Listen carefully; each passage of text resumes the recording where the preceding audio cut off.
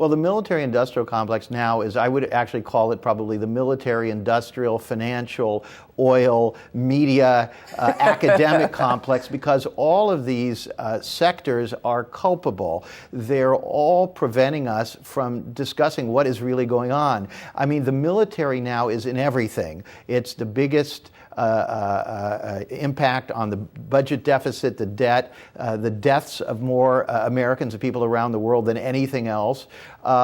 We've got everybody's got guns. We've become a militarized country. We have all these strange incidents happening in the news. You've seen in the last week with a Pentagon official's body in a dumpster and all these things, and no explanations of whether all these things is everything just chaos out there.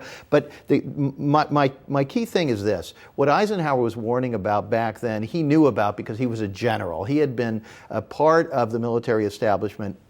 And this was an eloquent, almost kind of a plea for help. But what I find very interesting, Laura, is it wasn't even his idea. He had an advisor, a guy named Frederick Fox, who was a congregational minister.